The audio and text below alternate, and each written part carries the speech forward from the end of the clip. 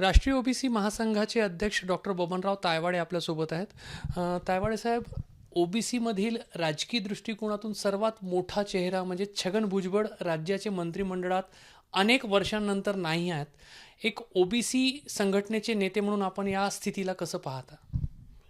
हे बघा, खरं म्हणजे ओबीसी समाजातील प्रत्येक कार्यकर्त्याला, पदाधिकाऱ्याला हा फार मोठा धक्का बसलेला आहे, याच्यात काही वाद नाही.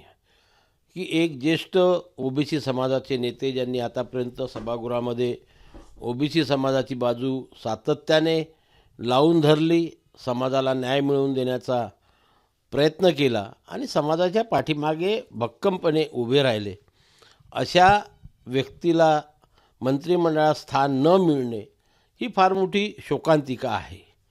परंतु आता असं आहे की राजकीय पक्षांचे स्वतःचे काही धोरणं असतात, प्रिन्सिपल्स असतात. त्या धोरणामध्ये कुठे छगन भुजबळ साहेब बसले नाही याचं स्पष्टपणे पक्ष जोपर्यंत जाहीर करत नाही की भुजबळ साहेबांना का डावललं, त्याच्यावरती आपल्याला एक असं विचार, ज्याला आपण म्हणू की मत मांडता येणार नाही का, कुठल्या कारणास्तव भुजबळ साहेबांना डावललं किंवा भुजबळ साहेबांना काय वाटतं, त्यांची स्पष्ट प्रतिक्रिया जोपर्यंत आम्हाला कळणार नाही किंवा पक्षाची काय भूमिका, ती पक्षाची भूमिका कळणार नाही, तोपर्यंत स्पष्टपणे आम्ही आमचं मत मांडू शकत नाही.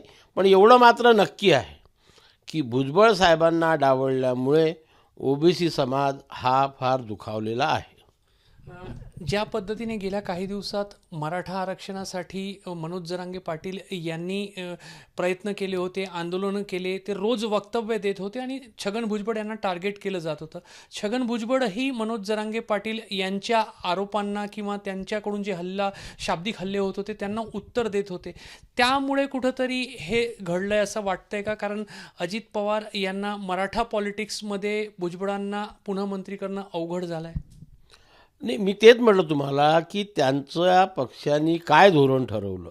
भुजबळ साहेब हे जे 2-2.5 महिने म्हणजे वर्ष आपण म्हणू, सातत्याने 1.5 वर्ष जो संघर्ष या राज्यामध्ये होता, त्या संघर्षाच्या दरम्यान त्यांनी कुठल्याही याला तिकडनं जेव्हा एखादी प्रतिक्रिया यायची तेव्हा त्याच्यावरती आपले कॉमेंट ते करायचे. स्वतःहून भुजबळ साहेब कधीही बोललेले नाही आणि म्हणून प्रतिक्रिया देणं समाजाचे नेते म्हणून ते त्यांचं कर्तव्य होतं आणि आम्ही नेहमी त्यांची पाठराखण केलेली आहे की शेवटी आपल्या समाजावरती जेव्हा एखादा धोका, एखादं संकट कोसळते आहे, अशा वेळेस समाजाचं संविधानिक संरक्षण करणं हे प्रत्येक ओबीसी समाजाच्या कार्यकर्त्याचं, नेत्याचं आद्य कर्तव्य आहे.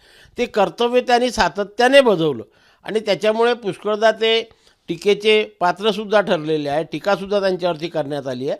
मी तेव्हासुद्धा वारंवार हे म्हणत होतो की मनोज जरांगे पाटील जे फडणवीस आणि भुजबळ या 2च व्यक्तींना टार्गेट करतात, ते टार्गेट करणं त्यांचं चुकीचं आहे. कारण त्यांचा लढा हा सरकारच्या विरोधात होता. ते स्वतःच्या अधिकाराची मागणी करत होते, आम्ही आमच्या समाजाच्या संविधानिक अधिकाराचं रक्षण करत होतो. ही प्रमुख लढाई होती. मग ही लढाई होत असताना जर त्याचा कोणी चुकीचा अर्थ काढत असेल आणि तो चुकीचा अर्थ काढून एवढ्या मोठ्या दिग्गज नेत्यावरती अशा प्रकारचा अन्याय होत असेल तर ओबीसी समाज तो कधीही खपवून घेणार नाही. हा जो काही राजकीय दृष्टिकोनातून अन्याय छगन भुजबळ यांच्यासोबत झाल्याचा आपण म्हणताय, राजकीय नफा तोटा लक्षात घेऊन अजित पवारांनी हा निर्णय घेतलाय असं पण विश्लेषण केलं जात आहे. नाही, मी आपल्याला म्हटलं की त्या पक्षाचं काय धोरण आहे, कुठल्या धोरणावरती चर्चा होऊन भुजबळ साहेबांना बाजूला ठेवायचं त्यांनी ठरवलं, हे स्पष्टपणे जोपर्यंत जाहीर होत नाही. आता सध्या तर्क आणि वितर्क सुरू आहे, प्रत्येकजण आपापल्या परीने त्याचं विश्लेषण करत आहोत. पण पक्षप्रमुख जोपर्यंत त्याच्यावरती आपली भूमिका मांडणार नाही, आपलं मत मांडणार नाही, तोपर्यंत आम्हा लोकांना तरी प्रत्यक्षात काय घडलं आणि कशामुळे भुजबळ साहेबांना डावलण्यात आलं हे याच्यावरती सध्या आमचंसुद्धा विचारमंथन सुरू आहे. ओबीसी संघटनांची काय भूमिका राहणार आहे पुढची, आणि छगन भुजबळ यांनी राजकारणामध्ये सक्रिय राहावं ही पण अपेक्षा राहील. राजकारणात त्यांनी सक्रिय राहायलाच पाहिजे. हे बघा, राजकारण जेव्हा आपण राजकारण म्हणतो, राजकारणामध्ये फायदे तोटे दोन्ही होत असतात, हार पराजय दोन्ही होत असतात, संधी मिळत असते, संधी मिळत नसते. पण सामाजिक काम करण्याचं जे सातत्य आहे ते सातत्य कुठल्याही माणसाने सोडू नये. आपलं काम करणं सुचवत नाही तर मग अपॉर्च्युनिस्ट म्हटलं जाईल किंवा तुम्हाला संधी मिळते म्हणून तुम्ही हे करता, तुम्हाला संधी मिळाली नाही म्हणून तुम्ही समाजाचं काम करणं बंद केलेलं आहे. त्यांनी समाजाचं काम करणं बंद करू नये आणि समाजाच्या पाठीमागे भरभक्कमपणे त्यांनी भविष्यातसुद्धा उभं राहावं असा संपूर्ण ओबीसी समाज त्यांच्याकडनं अपेक्षा करीत आहे. तर छगन भुजबळ यांनी मराठा आरक्षणाच्या आंदोलनाच्या वेळेला जे काही वक्तव्य केले ते ओबीसी समाजाच्या संवैधानिक जे काही हक्क आहे त्यांच्या रक्षणासाठी त्यांनी ते वक्तव्य केलेले होते.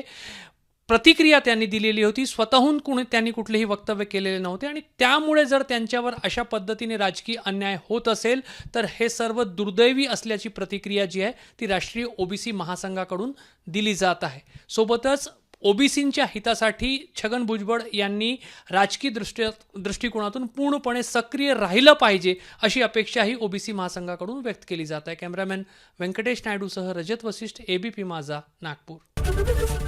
एबीपी माझा, उघडा डोळे बघा नीट.